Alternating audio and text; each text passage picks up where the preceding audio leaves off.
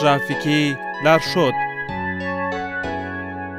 د درس عنوان مو دی توقف او پارکینګ. وروڼو توقف هغه ته ویل کېږي چې وسایط بریک وي او پارکینګ هغه ته ویل کېږي چې خپل موټر 1 ساعت 2 ساعته دروي، هغه ته پارکینګ ویل کېږي. په هغو ځایو کې چې منه توقف لوحه ولاړې یعنې ګردي لوحه 2 سره خطه پکښې کیي، دغه لوحې ته منه توقف لوحه وایي.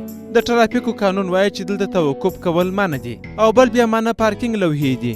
شنه لوحه ده، په منځ کې یو سور خط کش سوی دی، دې ته منه پارکینګ لوحه ویل کېږي. نو وخت که چیرې یو سړی پر جلو باندې ناست دی او دی د جلو څخه کښته نسي، د یو سپاري سره خبرې کوي، بل سپاري راپورته کوي، نو په دې وخت کې د توقف وکړي او که دی راتاسي موټر ودري نو په دې وخت کې د پارکینګ وکړي. نو دلته د ټرافیکو 90 ماده ده. پولیس ټرافیک کولی شي چې راسي دی تهدید کړي، پرچه ورکړي، جریمه یې کړي او حتی لیسنس ځنې واخلي.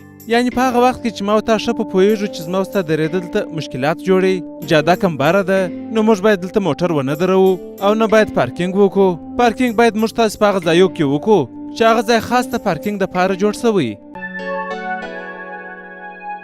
دا پیغام تاسو ته د شاه موبلاین شرکت لخوا وړاندې شو.